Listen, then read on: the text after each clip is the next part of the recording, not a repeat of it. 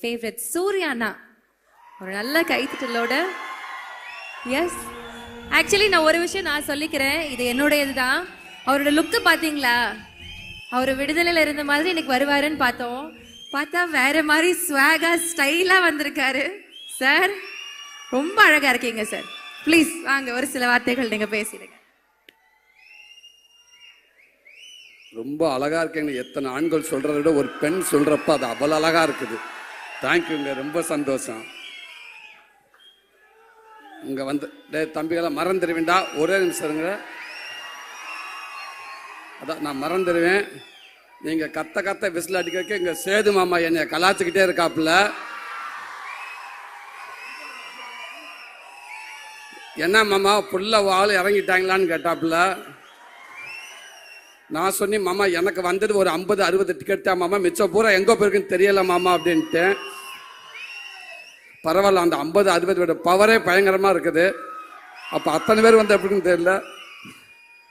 Thank you அன்பு தம்பிகளா. இங்கே வந்திருக்கிற விடுதலை குடும்பத்தார்கள் அனைவருக்கும், பத்திரிகை நண்பர்களுக்கும், மீடியா நண்பர்களுக்கும், அன்பு தம்பி தங்கைகளுக்கும், அன்பு ரசிகர்கள் உங்களுக்கும் எங்கள் விடுதலை டீம் சார்பாக ஒரு பெரிய நன்றியை சொல்லிக்கிறேன். இந்த விழா நாயகன் எங்கள் ஐயா, நம்ம ராசா இளையராஜா ஐயா.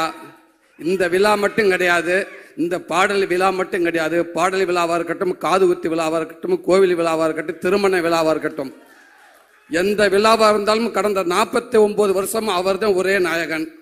எல்லாத்துலேயுமே அவர் தான் இருந்திருக்காரு.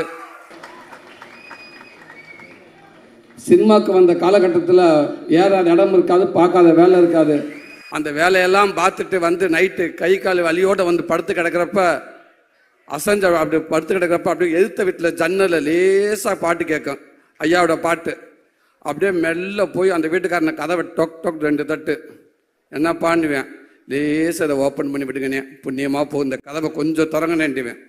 அப்படியே காற்று வந்து மேலே அடித்த மாதிரி அவருடைய வரிகள், அந்த பாட்டு வந்து நம்மளை அப்படியே தட்டி எழுப்பும். அந்த பாட்டு சத்தத்தை கேட்டு அப்படியே படுத்துட்டோம்டா, பக்கத்தில் ஒரு தாய் ஸ்தானத்தில் அவரோட பாட்டெல்லாம் வந்து நமக்கு ஆறுதல் கொடுக்கும். டேய் கவலைப்படாத, எல்லாம் சரியாயிடும் சரியா, வாங்கடா வாங்க, நல்லா இருப்பேங்கடா, எல்லாம் சரியா, வலியெல்லாம் போயிடும் அப்படின்னு சொல்கிற மாதிரி இருக்கும். அந்த வலி எல்லாம் அப்படியே பறந்து ரொம்ப தூரமாக போயிடும். அது மறுநாள் காலை எழுந்திரிச்சு ஒரு தைரியமாக ஓடுவோம். பெரிய ஒரு நம்பிக்கையை கொடுத்துச்சு. அப்படிப்பட்ட ஒரு மாபெரும் இசை கலைஞன், இசை கடவுள் அப்படின்னு சொல்லலாம். உலகத்தில் இசை மருத்துவர், தலை சிறந்த இசை மருத்துவர்னு சொல்ல இப்படி சொல்லிக்கிட்டே போகலாம். எவ்வளோ வார்த்தைகள் சொன்னாலும் பொருந்தக்கூடிய ஒரே மனிதர் எங்கள் ஐயா அவர்கள் தான். நேற்று ஒரு ஈவினிங் போல் ஒரு ஃபோன் வந்துச்சு எனக்கு. ஒரு ஐபிஎஸ் அதிகாரி, ரொம்ப உயர் போஸ்டிங்கில் இருக்கக்கூடியவர். பார்த்து ஒரு 3 மிஸ்டேக் காலையில் கால் பண்ணிருக்கேன். நான் ஈவினிங் ஒரு 5 மணிக்கு தான் நான் பார்த்தேன். பார்த்தோன்னே பதறிப்பை, என்ன ஆச்சு ஏதாச்சும் எதுவும் பிரச்சனைன்னு சொல்லிட்டு பதறிப்பை, சார் வணக்கங்க சார் நான் கவனிக்கலேன் சார் சொல்லுங்கள் சார்ன்றேன். என்னங்க அந்த மனுஷன் பாட்டு போட்டிருக்காரு, என்னங்க பாட்டு சாண்டு, அந்த தென்னந்தனம்பு பாட்டு கேட்டீங்க, எத்தனை தடவை நான் கேட்டேன்னே தெரியலைங்க எனக்கு. எங்கள் உண்மைக்கு தொலைக்குதுங்க. அப்படி ஒரு பாட்டு கேட்டுகிட்டே இருக்கீங்க. உலகத்தில் எல்லாத்துக்கும் ஒரு ஆப்ஷன் இருக்குங்க அந்தந்த காலகட்டத்தில். ஆனால் ஆப்ஷன் இல்லாத ஒரே ஆப்ஷன் இளையராஜா ஐயா மட்டும்தாங்க. அவருக்கு ரீப்ளேஸ்மெண்ட் யாருமே கிடையாதுங்க, அது அவர் மட்டும்தாங்க அப்படின்னு சொல்லுவாங்க. ரொம்ப சந்தோஷமாக இருக்குங்க ஐயா. வாழ்க்கையில் மிகப்பெரிய பதிவு சமீபத்தில் எனக்கு நடந்துச்சு. ஒரு 10 நாளைக்கு முன்னாடி அந்த பாடலை வெளியிட்டு விழா அன்னைக்கு சாரோட ஆஃபீஸுக்கு போகிறப்ப நான் ஃபஸ்ட்லேயே வந்துட்டேன். அங்கே யார் இருக்கான்னு கேட்டு, யாருமே இளையராஜா ஐயா மட்டும்தான் இருக்காங்க அப்படின்னு. டிரைவர்கிட்ட டக்குன்னு வண்டி ஓரங்கட்டு அப்படின்ட்டு வெயிட் பண்ணு, அதாவது வந்ததுக்கப்புறம் போகலாம் அப்படின்ட்டு. சொக்கலிங்க பங்காளி வாங்க போ அப்படின்றாரு. சும்மா இருங்க, அவர் மட்டும்தான் இருக்காருண்டு. ஏன்னா அவர்கிட்ட போய் உட்காந்து பேசுறதுக்கு நம்மள ஒரு ஆளே இல்லை. இருந்தாலும் யாராவது வரட்டும் அப்படின்ட்டு இப்போ பயத்திலே இருந்தேன். சீக்கிரம் வாங்க, சேது வந்துட்டார், பேசிக்கிட்டு இருக்காருன்னு சொன்னாங்க. உடனே விட்றா வண்டியா அப்படின்ட்டு வேகமாக வந்து உட்காந்துருந்தேன். ஐயா கிட்ட ஆசீர்வாதம் பக்கத்தில் உட்காந்துருந்தேன். அடுத்து வெற்றிமாறன் வந்தார். அதாவது அவர் பக்கத்தில் உட்காந்துருக்கிறப்போ அவர் நிறையா விஷயங்கள் ஷேர் பண்ணியிருக்கலாம், எவ்வளோ விஷயங்கள். ஆனால் அவர் ஆரம்ப காலகட்டத்தில் சினிமாவுக்கு எப்படி அந்த மியூசிக்குள்ளே வந்தார், அவங்க குருநாதர் யார், அவங்க அண்ணன் யார், அவங்க அம்மாவை பற்றி நான் எப்படி கற்றுக்கிட்டு எனக்கு எங்கே தூண்டுச்சு, முதல் டியூன் நான் எப்படி பண்ணேன், எது மூலமாக எனக்கு வாழ்த்து கிடச்சிச்சு, அதுக்கப்புறம் யோசிச்சு பார்த்து இது நமக்கு வந்த கைதட்டு இல்லையா, அப்போ நமக்குன்னு ஒரு கைதட்டு வரும்னு சொல்லிட்டு நான் ஆரம்பித்து ஒவ்வொன்றும் அப்படின்னு சொன்னார். அதையெல்லாம் கேட்குறப்ப பக்கத்தில் இருந்துட்டு இப்படி ஒரு பேசப்போ வாழ்க்கை அவர் செயற்படுறப்ப அந்த பதிவுக்குள்ளே நம்ம இருக்கோம் இல்லையா, அந்த பக்கத்தில் ஓரமாக கைகட்டி உட்காந்துருந்தேன் இல்லையா, இது என் வாழ்நாள் மிகப்பெரிய பொக்கிஷம் இல்லையா. இது எனக்கு இது நான் மட்டும் இது என்னுடைய சந்ததிகள் எல்லாமே இதை பாதுகாக்க வேண்டிய ஒரு பதிவு. இது ரொம்ப ரொம்ப நன்றிங்க. அப்படி இருக்கப்ப உங்கள் வரிகளில் உங்களுடைய மியூசிக்கில் நான் ஒரு உருவமாக இருந்திருக்கேன். இப்பவும் சொல்கிறேன், இது கனவா என்னான்னு தெரியல. இப்படி வாய்ப்பு எடுத்து கொடுத்த வெற்றிமாறனே, இதுக்கு எதுவுமே தெரியாதுண்ணே, ரொம்ப ரொம்ப நன்றிங்க. அடுத்து இங்கே வந்து ராஜ்மேன் சார், ஸோ உங்களோட ஒர்க் பண்ண ரொம்ப நன்றி சார். இந்த படத்தில் அவன் வில்லன்களை வந்து கத்தி சத்தம் வந்து கத்தின்னு சொல்லுவாங்க, கண்ணு எதுவுமே இல்லாமல் ஒரு கொடூர வில்லன் அப்படின்னா படத்துக்குள்ளே சொல்கிறேன், உங்களை மட்டும்தான் சொல்லணும் சார். அப்படி ஒரு பதிவாக இருக்குது அண்ணனோட இது. நீங்கள் பார்ப்பீங்க, அந்த விடுதலை 1 பார்த்தீங்க இல்லையா, இப்போ விடுதலை 2ல் பார்ப்பீங்க. அவரோட அற்புதமான ஒரு ஆக்டிங்க. வாழ்த்துக்கள் உங்களோட ஒர்க் பண்ணல ஜாய்க்கண்ணே, வழக்கம்பண்ணே. நீங்கள் இருந்தாலும் நீங்கள் எல்லாட்டாலும் உங்களுடைய பங்களிப்பு சினிமாவுக்குள்ளே அதிகமாகவே இருந்துக்கிட்டே இருக்குண்ணே. ரொம்ப சந்தோஷம். உங்களுக்கு வாழ்த்துக்கள். சேர்த்துனே உங்களுக்கும் வாழ்த்துக்கள்ண்ணே. சாரி, நம்ம எல்லாம் ஒன்றா தான் இருந்தாலும் நான் நீங்கள் சீனியர் அடிப்படையில் சொல்கிறேன். ரொம்ப சந்தோஷம் உங்களுக்கு ஒர்க் பண்ணல. அன்பு தம்பி கவின், நீ சொன்ன மாதிரி அந்த கேரளாவில் நீங்கள் கருணாசன் நடிக்கிறப்ப நீ நடிச்சுட்டு இருந்தால், நானும் கேரளா ஃபஸ்ட்டு ஒரு மலையாள படத்தை கூட்டி போயிட்டாங்க. அங்கே போய் நடிச்சுக்கிட்டு இந்த ஆரம்ப காலகட்டத்தில் டக்குன்னு பிரேக்குன்னு விட்டுருவாங்க, எங்கே போய் உட்காருன்னு தெரியாது. மழை பெஞ்சு ஒரு ஓரமாக ஒண்டிக்கிட்டு வந்து உட்காந்துருந்து நான். அப்போ நீ வந்தால் அண்ணன் அவங்க அப்பா வந்ததுனால பார்த்து பேசிட்டு இருந்து நிறைய விஷயங்கள் அண்ணன் சொன்னார். இன்றைக்கி இந்த படம் பார்க்குறப்ப வெற்றிமாறன் ஒரு 2 சீன் போட்டு காட்டினாங்க. அதில் அவனுடைய பங்களிப்பு அப்படி இருக்குது. வாழ்த்துக்கள் தம்பி. சினிமாவில் அவர் மூலமாக கண்டிப்பாக மிகப்பெரிய ஒரு நல்ல இடம் இருக்குன்னு நான் நம்புகிறேன். உடம்பு அவ்வளோ சூப்பராக வச்சுருந்தேன், செம்ம ஃபைட் பண்ணியிருந்தேன் தம்பி. வாழ்த்துக்கள் தம்பி. வணக்கம். ப்ரொடியூசர் அண்ணன், நீங்கள் அடிக்கடி சொல்லுவீங்க எங்கே ஆரம்பித்து எங்கேயோ வந்து நின்றுருக்கு. இது எல்லாமே ஒன்றுமில்லை, இறைவன் தான். வெற்றி சமைச்சுக்க நம்பிக்கை தான் அவர் வச்சுருக்காரு. ஒன்று மனசை நல்லா ஹாப்பியாக வச்சுக்கிடுவோம், நமக்கு எல்லாமே நல்லதாகவே நடக்கும். ஒரு படம் ஆரம்பிக்கிறது எப்படியோ அதை எங்கே போய் முடிக்கிறது அந்த படத்துக்கு தெரியும். அதை தேடிக்கிட்டே இருக்குது, அது போய்கிட்டே இருக்குது, அது ஒரு நல்ல இடத்துல போய் நிற்கும் கண்டிப்பாக அப்படின்னு சொல்லுவீங்க. அது உங்களுடைய எண்ணம் போல்னே. கண்டிப்பாக இந்த படம் மிகப்பெரிய அடுத்த படம் எப்படி விடுதலை 1 உங்கள் எல்லாத்துக்கும் பிடிச்சிச்சு, விடுதலை 2 உங்கள் எல்லாத்துக்கும் பிடிக்கும்னு நான் நம்புகிறேன். கண்டிப்பாக நல்லாயிருக்கும். உங்களுக்கு நன்றிண்ணே, வாழ்த்துக்கள்ங்கண்ணே.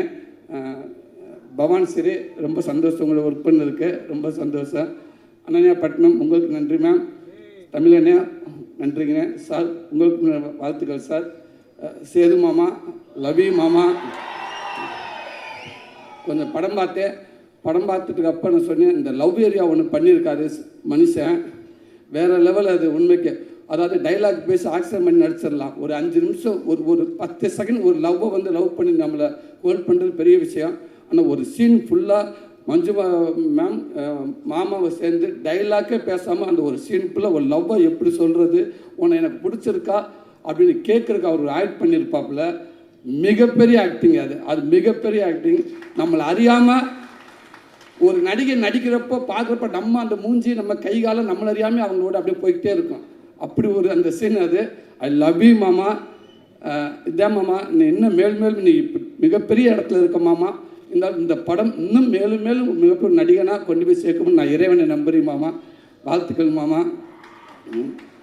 எங்கள் அண்ணன் வெற்றிமாறன் எப்படி சொல்கிறது, விடுதலைக்கு முன் சூரி, விடுதலைக்கு பின் சூரி, கீப்பு மாதிரி அப்படி மாற்றி எழுதலாம். வெற்றிமாறன்ங்கிற யூனிவர்சிட்டியில் விடுதலைங்கிற ஒரு டிகிரி படித்ததுக்கு அப்புறம் தான் என் வாழ்க்கையே மாறிடுச்சு நான் நினைக்கிறேன்.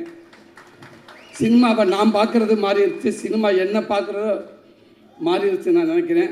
அதுக்கு முன்னாடிலாம் வந்து என்னோடய படங்கள்லாம் பார்த்துட்டு வந்து உங்கள் படங்கள் நல்லா இருக்குது, காமெடிகள்லாம் நல்லா இருக்குது, அந்த காமெடி நல்லா இருக்குது, இந்த டே நல்ல ஃப்ளோவில் போயிட்டுருக்குடா, கொஞ்சம் அமைதியாகிறா, அந்த காமெடி நல்லா இருக்குது, இந்த காமெடி நல்லா இருக்குன்னு சொல்லுவாங்க. அப்போ நான் சொல்லி உண்மைக்கு டைரக்டருக்கு ரொம்ப நன்றிங்க அப்படின்னு சொல்லுவேன். ஆனால் இன்றைக்கி என்னை பார்க்குறப்ப உண்மைக்கு ஒரு நல்ல நடிகனாக இருக்கீங்க நீங்கள். அந்த இடத்த அந்த படங்கள் பார்க்க சூப்பராக நடிச்சிருக்கீங்க, இந்த சீன் நல்லா நடிச்சிருக்கீங்க, நீங்கள் குமரேசனாகவே இருக்கீங்க. உங்களை பார்க்குறப்ப அந்த சூரியன்றது எங்கேயுமே தெரியல, குமரேசனாகவே இருக்குது அப்படின்னு சொல்லுவாங்க எல்லாரும். உண்மைக்கு எனக்கு ரொம்ப சந்தோஷமாக இருக்குது. அது மூலமாக எனக்கு ஒரு கைடன்ற அண்ணன் மூலமாக ஒரு கைடன்ற ஒன்று கிடச்சிச்சு. அதுவும் எனக்கு நல்ல பேர் வாங்கி கொடுத்துச்சு. கொட்டுக்காளிங்கிற படமும் எனக்கு நல்ல பேர் வாங்கி கொடுத்துச்சு. எவ்வளோ பேர் என்னை வாழ்த்துனாங்க. கமலாசன் சார் அதை பார்த்துட்டு ஒரு 4 பக்கம் லெட்ரு எனக்கு கொடுத்தாரு, எங்கள் டீமுக்கு கொடுத்தாரு. அதில் அந்த சூரியங்கிற ஒருத்தர் எங்கேயுமே தெரியல, பாண்டியாருன்னு தெரிஞ்சாருன்னு சொன்னார். இது எல்லாத்துக்கும் காரணம் வெற்றிமாறன் அண்ணன் மட்டும்தான். இது அவர் தான் எல்லாத்துக்கும் காரணம். அவர் ஆரம்பித்து வச்சது தான் இன்றைக்கி இவ்வளோ தூரத்துக்கு போயிட்டுருக்கு நான் நினைக்கிறேன். ரொம்ப நன்றிங்கண்ணே. இதை நான் முடிஞ்ச அளவுக்கு நான் ஒரு நல்ல பேரோடு நான் கொண்டு போயிருக்குன்னு நான் நினைக்கிறேன்னே, நான் நம்புகிறேனே. ரொம்ப ரொம்ப சந்தோஷங்கண்ணே. Master master same to you master. உங்களுக்கு பீட்டர்கன் மாஸ்டர் ரொம்ப நன்றி மாஸ்டர். அவளை கஷ்டப்பட்டு ஒர்க் பண்ணிங்க, அவளை நானும் கஷ்டப்பட்டேன் அதில். ஆமாம்மா, அந்த கிளைமேக்ஸில் ஒரு 15 நிமிஷம் என்னை ஏர்லேயே வச்சுருந்தீங்க. Thank you master. என்னை தரையில் என்னை படவே இல்லை. ஒரு இடத்துல காலெலாம் கிழிச்சு ஒரு 2 தையல் போட்டு ஒரு 4 தையல் போட்டாங்க. திருப்பி வந்து அப்புறம் திருப்பி அந்த தையலும் பிரிஞ்சு போச்சு. திருப்பி போனேன், திருப்பி 4 தையல் போட்டாங்க. திருப்பி வந்து திருப்பி பிரிஞ்சிருச்சு. திரும்பி அங்கே போகலான்னு சொக்கலிங்கிட்ட கேட்குறப்ப சொக்கலிங்க சொன்னார், அந்த டாக்டர் கொன்னே முடியுமா மனுஷன், வேறு ஹாஸ்பிட்டலுக்கு போகலாம் அப்படின்றாரு. திருப்பி அந்த டாக்டர்கிட்ட போனோம். அவர் அப்படியே பார்த்தாரு, ஏன்னா விளையாடுறீங்களான்னு கேட்டார். இல்லைங்க இது கேட்குறாங்க பீட்டர்கன் மாஸ்டருக்கு, அவர்கிட்ட போய் கேளுங்க அப்படின்னு. இவ்வளோ வேலையில் உட்காந்துருக்க போய் அசிஸ்டண்ட் சொல்லிக்கிட்டே இருப்பேன், தயவு செய்து வீட்டில் போனீங்க வந்து எதுவும் சொல்லிடுறாங்களா, எதுவும் சொல்ல வேணாம் அப்படின்னு சொல்லியிருந்தேன். அதை மீறி ஃபோன் வந்துக்கிட்டே இருந்துச்சு. டேய் சுரேஷ் நீ எதுவும் சொன்னியா, நான் சொல்லலை சார். டே நீ சொன்னியா, நான் சொல்லலை. ஏன் அப்போ ஃபோன் மாற்றி மாற்றி அடிச்சுக்கிட்டே இருக்கா, நாங்கள் சொல்லவே இல்லை சார். ஃபோன் வந்துச்சு சார், திருப்பி ஃபோன் வருது, கொடு.